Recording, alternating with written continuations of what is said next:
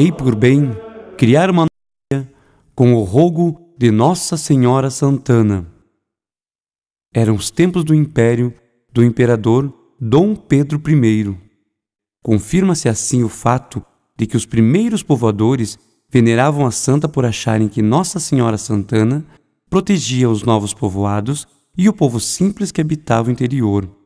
Em uma pintura de Debré do ano de 1827, pode-se ver na colina de Ponta Grossa algumas poucas casas e uma capela. Esse seria o primeiro templo erguido no que hoje é o marco zero do centro urbano da cidade. É considerado o único registro em imagem do que seria a freguesia, nessa época subordinada à Vila de Castro. O acontecimento se deu por decreto imperial no dia 15 de setembro de 1823. 7 anos mais tarde, já se poderia conhecer o número de pessoas que habitavam aquele pequeno núcleo urbano. Eram no total de 2.060 pessoas. Mas o grande desejo dos pontagrossenses, que era o de se desvincular da subordinação à Vila de Castro, estava ainda um pouco distante. Somente 22 anos depois, a freguesia seria elevada à vila, desmembrando-se definitivamente em 7 de abril de 1855. O decreto foi assinado pelo então governador Zacarias de Góes Vasconcelos, autoridade maior da recém-criada província do Paraná. Era o 33º ano da independência e do império. Era o tempo do segundo reinado do imperador Dom Pedro II. Apenas 7 anos depois, pelo fato de ser importante polo de atração para novos moradores e com comércio bastante ativo, é elevada à cidade em 24 de março de 1862.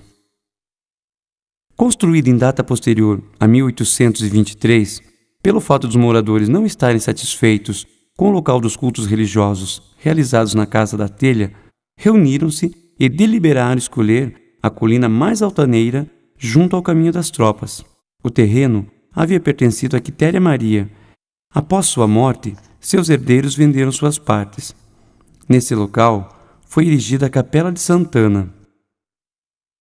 O terreno foi comprado por Miguel Ferreira da Rocha Carvalhais, dono da fazenda Bom Sucesso e de toda a invernada de Boa Vista, e doou o lugar para a construção do pequeno templo religioso. A tosca capelinha de madeira e estuque foi construída por Jerônimo Vieira, com um altar singelo, onde ficava a pequena imagem de Santana. Na segunda quinzena de maio de 1880, a cidade recebe a ilustre visita do imperador do Brasil, Dom Pedro II, e da imperatriz Dona Teresa Cristina e comitiva, vinda de Curitiba. Em sua estadia aqui, assistiria a 2 missas na matriz de Santana e faria doação para algumas melhorias na igreja. Era a primeira vez que seus habitantes recepcionavam um chefe de Estado. Vieram para conhecer a estrada de ferro Curitiba-Paranaguá e já havia intenção de estender os trilhos até a Princesa dos Campos. Aproveitaram a ocasião para visitar os núcleos de colonização russos-alemães nos Campos Gerais. São recebidos com muita festa. É hóspede de Domingos Ferreira Pinto, que tem sua casa na esquina da Praça da Matriz. Foi a escolhida por ser a melhor da cidade. O anfitrião, que era natural de Curitiba, foi agraciado com o título de Barão de Guaraúna, como prova da gratidão pela boa acolhida em sua casa. A importância desse acontecimento deu aos moradores da cidade e arredores a certeza de que tudo iria mudar para melhor e em pouco tempo. Quando da visita de Dom Lino Deodato Rodrigues de Carvalho, bispo diocesano de São Paulo, e do Conselho de Sua Majestade o Imperador, em 1882, 10 comentários escritos em livros do arquivo da Igreja, podendo-se deduzir que o prédio da Matriz de Santana não era muito grande, mas de bom tamanho, bem construído e correspondia ao movimento da população. Não haviam sido construídas as torres e nem corredores laterais, e o prédio assim parecia um pouco baixo. Em seu interior havia, além de um altar-mor, mais 2 altares laterais, um dedicado a São Pedro e o outro a Santo Antônio de Pádua. A pia batismal era de mármore branca, de bom tamanho, trabalhada com perfeição. Estava colocada em um ângulo da igreja, debaixo do coro, por falta de capela própria. Havia também um cemitério junto à matriz. Era utilizado para sepultar também negros e escravos. Em 1894, inauguram-se com grande pompa os serviços da Estrada de Ferro do Paraná, ligando a cidade a Curitiba. É a Estação Paraná que une a região através dos seus trilhos aos grandes centros do país. Quem sabe esse tenha sido o fato mais importante para a contribuição da expansão urbana do município, além de intensificar em muito o intercâmbio de mercadorias. A partir dessa data, o comércio local passa por grandes transformações. Refinam-se os hábitos e costumes, as construções tornam-se mais ricas nos detalhes e a fartura começa a predominar. O trem trouxe consigo novas gentes que se afeiçoam com a região e aí passam a residir.